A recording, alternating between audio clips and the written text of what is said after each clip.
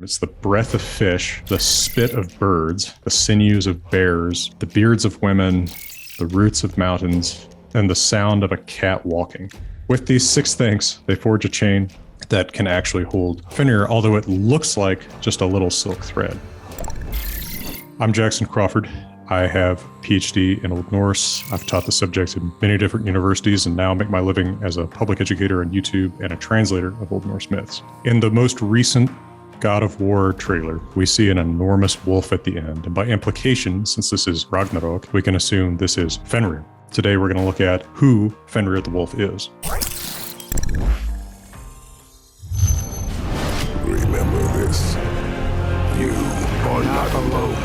Myths have a kind of dream logic to them, where things seem to grow and shrink. In some of the stories where we see Fenrir interacting with the gods, he seems to be a normal wolf size. But then at the very end of the world, at Ragnarok, in the prose Edda at least, he's explicitly described as being so huge that his top jaw touches the sky, while his bottom jaw is scraping along the earth. And it is said that he swallows Odin. He seems to kind of vary in size. I wouldn't say there is a canonical size to him. It's this dream logic, myth logic alternation between regular wolf size and apparently planetary wolf size. I would say he's definitely on the evil end. The first thing that we ever know about him is that his father is Loki, who is at best an ambiguous character morally, and his mother is Angerboda, one of the Jotnar, or so-called giants or anti-gods. I've really shied away from the term giant in English in the last few years because the scale of these beings they're at the same scale as the gods. Whether that be roughly human size or pretty big, they're not bigger than the gods, and they don't look different from the gods. They're the same species, if you will. They're just opposed to them. They're like rival families. But that's all that we know about her, is that she's sometimes like the translation anti-gods for the giants, and that she's the mother with Loki of these 3 monsters. We don't otherwise know anything about her. This is again part of that dream logic, right? I mean, it's not as if there's some conception that,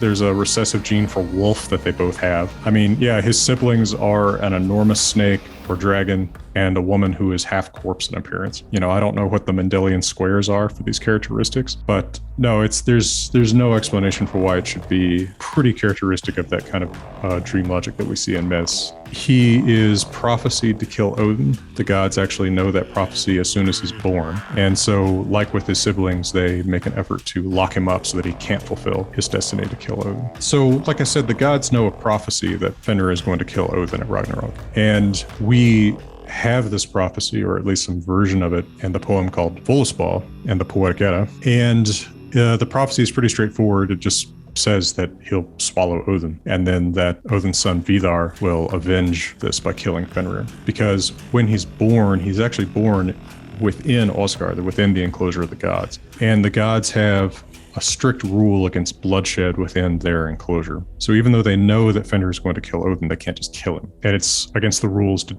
just move him outside of the walls to kill him there. So they decide to chain him up instead, but Fenrir is so strong that he busts out of every chain that they try to put on him. It's interesting as you read the story in the prose Edda, the Snorri makes it look like the wolf is kind of playing with the gods after a while. They've put so many different chains on him and he keeps breaking out of them that he just willingly kind of sits there and lets them bind him up, and he breaks out of it, and it seems like everyone's just having a good time. But they still know what's going to happen because of the prophecy. And so the gods send Skirnir, the messenger of the god Freyr, to the very vaguely located Svartolvahamr, the home or world of the dark elves, if they can forge a chain that will actually hold Fenrir. In order to make a chain that can hold something that can break any chain, it has to be made out of things that don't exist. And so they make this chain out of 6 ingredients. It's the breath of fish, the spit of birds, the sinews of bears, the beards of women, the roots of mountains, and the sound of a cat walking. With these 6 things, they forge a chain that can actually hold Fenrir, although it looks like just a little silk thread. So the gods bring this to Fenrir and they say, hey, we've got a new thing for you to break out of. And he looks at it suspiciously because he's sort of genre savvy, right? He realizes this could be trickery. And he says, I'll let this be put on me, but one of you has to put his hand in my mouth as a guarantee that this won't bind me forever. And so all the gods look askance at this because they know that it is going to bind him forever. And the only god who's brave enough to step forward is Tyr. So Tyr puts his right hand in the wolf's mouth, They tie this chain made out of impossible things around him. And of course, as he struggles against it, it just binds him tighter. And so he actually gets bound up all the tighter the more that he struggles. And of course, in the process of struggling, he bites off Tyr's hand. And Snorri in the Prose Edda says, all the gods laughed when they saw that Fenrir had been bound, except for Tyr. So it's a little bit dark, but that's about the only kind of humor we get in these kind of texts. And so they put him in a cave deep within the earth, bound up in this chain, and they also put a sword that props his mouth open. And the saliva that runs out of his mouth is called hope. I guess you could say Norse humor, a quasar humor there, that the only thing called hope in this mythology is the river of saliva that runs from the mouth of the wolf that's going to kill Odin at Ragnarok. But then at Ragnarok, he will break free of the chain and join his monstrous brother, the Jormungandr, the huge serpent, and their father Loki, who will also break free of his chains, and they will lead the armies of the Jotnar, anti-gods, giants, and other monsters against the gods. We never see any dialogue exchanged between Fenrir and Loki. The only times they seem to be together are at the very beginning and the very end of Fenrir's life. For example, we're actually not even told where Loki is during the process of Fenrir getting bound. But then at the end, when they both break free of their chains, they will face off against different gods at Ragnarok.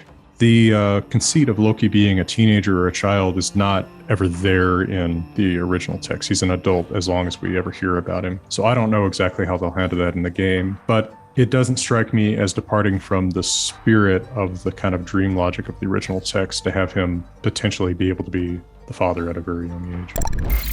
For more God of War, make sure to watch our video with Jackson Crawford reacting to the Ragnarok trailer or 2018's God of War.